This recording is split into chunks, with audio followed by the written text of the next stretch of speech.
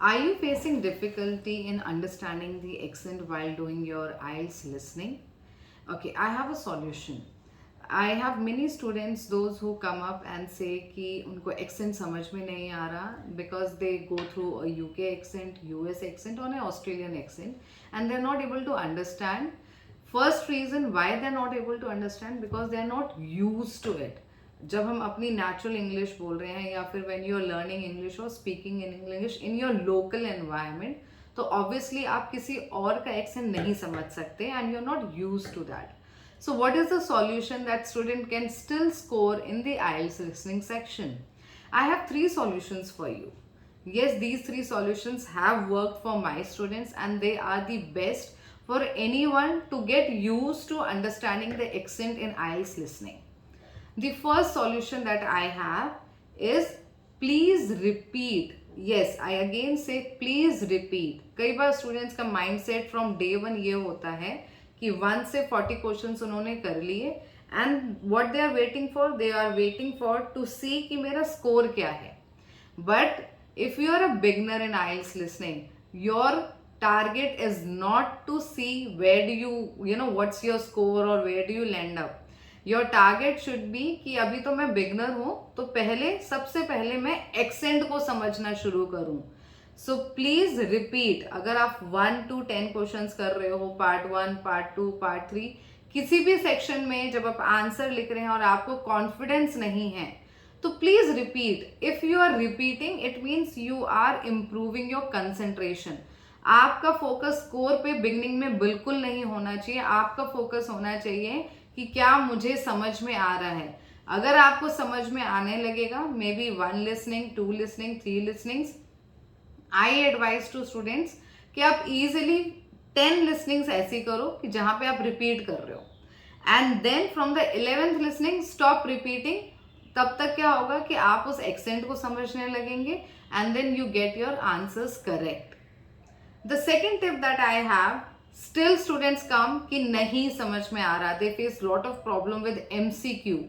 Because होता क्या है MCQ में जो ऑप्शंस हमारे पास होते हैं कहीं ना कहीं सारे कीवर्ड्स वो रिकॉर्डिंग में सुनते हैं. So they get lot of confusion कि कौन सा सही ऑप्शन है. और मोस्ट ऑफ द टाइम जो स्टूडेंट्स मिस्टेक करते हैं कि वो कीवर्ड के बेस पर कि हाँ ये बोला था या इसी से रिलेटेड कुछ बोला था वो आंसर सेलेक्ट कर लेते हैं. So my second advice is when you are doing your listening, you have the option to reduce the speed. Yes, you can reduce the speed. जो natural speed है उससे एक speed कम करो जब आप सुन रहे हो. इससे क्या होगा कि you will be able to hear and understand each single word. कई words ऐसे आते हैं but, whereas, not really, oh sure, not so sure, और ये words बच्चे मिस कर जाते हैं. लेकिन जब आप speed slow कर देंगे तो आप ये words सुनोगे and then you will understand कि वो कहाँ पे अपना ऑप्शन चेंज हो रहा है. Now the third tip that I have, let's say आपका एक्सेंट से भी काम नहीं हो रहा है and then you are not able to work out even by reducing the speed also. So the last option that I give to the students is, let's do one thing. हम speed भी slow करेंगे but at the same time जब हम listening कर रहे हैं हम अपने सबटाइटल्स भी ऑन रखेंगे. सबटाइटल्स का मतलब है जो आप सुन रहे हो वो आपकी स्क्रीन पे लिखा हुआ भी आ रहा है. सो जब आप सबटाइटल्स ऑन कर रहे हो जो स्क्रिप्ट है वो पूरी आपकी स्क्रीन पे भी आ रही है. सबटाइटल्स ऑन करने से जो वो बोल रहे हैं स्टूडेंट वो पढ़ भी पा रहा है and yes with that you will be able to ensure कि आपके आंसर्स करेक्ट होने लग जाएंगे. So these are the 3 tips for anyone who is facing problem in listening.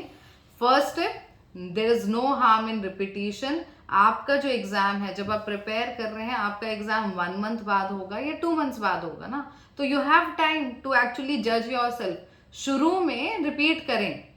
The second tip that I have is to reduce the speed. Speed कम करो ताकि जो आपकी कंसेंट्रेशन है या आपकी समझना है या whatever you want to understand in their recording you focus on that.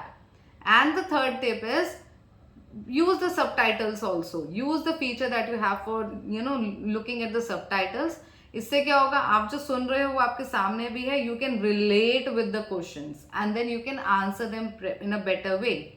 So that's my 3 tips and all the best for your IELTS listening.